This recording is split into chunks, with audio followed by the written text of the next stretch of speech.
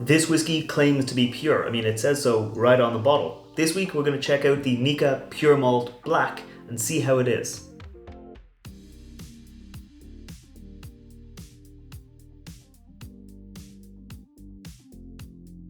Welcome back to the channel. I'm Matt, I'm the Whiskey Nerd, and like I said, this week I'm looking at the Pure Malt Black Whiskey from Nikka. So let me get it into the glass and I'll tell you a little bit more about it. And now, that was a really good cork pop. Just listen to that one once again. It's really nice. I mentioned it on the review of this other kind of the sister whiskey to this whiskey, the Nikka Red, which I'll put a link to that up there. I'll put a link down below if you haven't already seen it.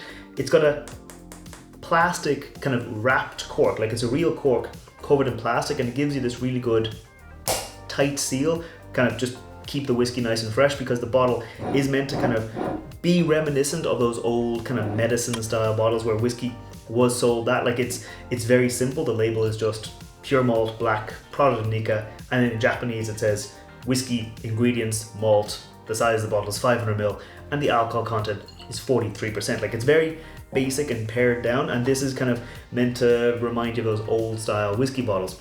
Like I said, there's a sister whiskey to this, the Nikka Red. They used to have a white, but they don't seem to have that anymore. And this here was, at least when I got it, a distillery exclusive. It even said so on the box. It says a distillery limited edition, because this here was kind of discontinued. Like, Japanese whiskey, the rules have changed recently where they kind of said that if you want to call something Japanese whiskey, all the milling of the grains, the fermentation, the distilling, the aging, all has to be done in Japan. Because up to that point, some distilleries were blending in whiskey from Scotland, from Ireland, from Canada, from America, and just kind of bulking up their stock. So they said if you want to call something Japanese whiskey, it has to be made 100% in Japan. And this here, it doesn't say Japanese whiskey, it just says whiskey. So when I was at the distillery, I asked the people and they said, oh, it's a pure malt. That means it's not made from one distillery, because Nikka have 2 distilleries. So it's a pure malt. We can't call it a single malt, we call it pure malt because it's from both of our distilleries. And then when I said, is it only from those distilleries? They said, oh, that's a trade secret. Which means I would imagine there's a bit of like Scotch whiskey blended in here, because the Nikka company also owns the Ben Nevis distillery over in Scotland. And that's because like the founder of the distillery, Masataka Taketsuru, he studied distilling in Scotland. He had a Scottish wife, and there's a big connection with Scotland. So their whiskey style is meant to kind of be similar in fashion to Scotch whiskies. And at the 2 distilleries they've got, the Yoichi Distillery up north and the Miyagikyo Distillery down south, they actually have different styles. So the one up north has heavily peated to medium peated whiskey, and the whiskey down south has like medium peated to lightly peated whiskey, so it's a bit more fruity and a bit more soft. But interestingly, they also have a whiskey that they put out called the Taketsuru pure malt whiskey, and that whiskey, they say, is Japanese. So it's also a pure malt, so it also is from both the distilleries, not one, but they call that one Japanese. They don't call this one Japanese, so I imagine there's a bit of that Ben Nevis Scotch whiskey in there to round it out. Now, I would say that this distillery, or this whiskey here, has more of that whiskey from up north, from the Yoichi Distillery, than it does down south. I've done a bit of research. They don't really publish what goes into the blend, but it's apparently the red is mostly the southern lighter whiskey with a bit of the northern smoky whiskey, and this one here is more the northern whiskey with a bit of the southern lighter whiskey. And even on the box it says right here that it's a pure malt whiskey honouring the full-bodied malt of the Yoichi Distillery. Distinctive features are powerful peat notes, profound richness, and expressively opulent features. So it has those kind of heavy-duty smoke notes right off the bat, because it's more of that whiskey from the northern Yoichi Distillery. And I think that's all there is to say about this whiskey. Like I said, if you want to see the review of the Nikka Red whiskey, I'll put a link to that down below, which you can check out after, because it's kind of like the sister whiskey to this, but just the same kind of whiskey but in a different way. But today, let's focus on this one right here. Let's go in for the nose. It is definitely more smoky than that red whiskey. Like, I might have to do a side-by-side comparison with them, but that red whiskey, much more fruity. This one here, a lot of peat smoke. I wouldn't say it's like heavily peated, like it's not really coming out of the glass like some Scotch whiskies I've tried. It's just got a really like rich, dense note of peat. It's not super smoky, it's not like sharp, it's just rich peat smoke coming through. With, interestingly, a lot of vanilla. Like, it's almost, I wouldn't say like caramel, almost like fudgy vanilla coming through. Like there is a fair bit of sweetness in here, but I'd say the sweetness is more like a honeyed sweetness, more like that thick, rich honey sweetness coming through with that vanilla. And in terms of fruitiness, like almost like white grape. I wouldn't say like apple or melon, like white grape, where you get that burst of sweetness, but it's that still kind of light sweetness, but it's not super appley, it's not super citrusy. It's that kind of like white grape kind of flavor coming through on the nose. The more I sit with it, the more I'm actually reminded a little bit of almost like smoky bacon, like the flavor of bacon, like that smoked bacon, where it may be like maple cured bacon, where there's a bit of sweetness, a bit of richness, a bit of roundness, and that almost savory smoky note coming through here on the nose. Definitely there. Like it's not super dense, it's not super complicated. Like it is quite rich, it is quite dense, but it's not like a really oily whiskey. It's still down at 43%. Like it's not super heavy, but there's a nice bit of notes there, but it's those kind of lighter notes. Like the smoke is there, but it's not dominating. The grape is there, not dominating. The little bit of like vanilla fudge is there, but again, not dominating. So let's go in for the palate on the whiskey and see how it is there. Cheers.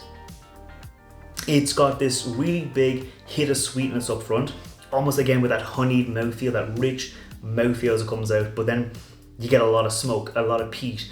It's like almost herbal peat, like earthy herbal smoke coming through, and you get that flavor. Like it spreads out and then that peat follows through. It's very apparent there. Again, bit of vanilla. As I'm talking now, that's gonna be into the second round. Almost like appley, like the grape note was there on the nose, lighter. Here it's almost like more deep and more earthy, maybe because that peat smoke influence coming through, but definitely got that caramel, vanilla. Not a huge amount of, like there was malt flavor there definitely, but it's not like super caramel biscuity malt. It's more that peated malt flavor. So I'm gonna go in again for another sip and just see how that evolves on a second sip round. Cheers. Yeah, that peated malt character is there. Like I think in the first sip it was more of the peat character with that herbal note here, but now I'm getting that kind of malty peated note in there, where it's definitely got that, I don't know like how to describe it other than that herbal smoky character. Again, it's not sharp, it's not medicinal, it's not iodine like you get with some heavily peated whiskies. It's just that earthy herbal peat smoke, like the flavor of the peat rather than the flavor of the smoke, if that makes sense, coming through. Definitely almost like a bit of raisins as well. Like it was quite rich, like I said, it was quite honeyed, quite dense, and like, you know, with that sugary denseness you get from like a raisin, where you bite into it and you get that burst of sweetness, where you get that kind of flavor coming through.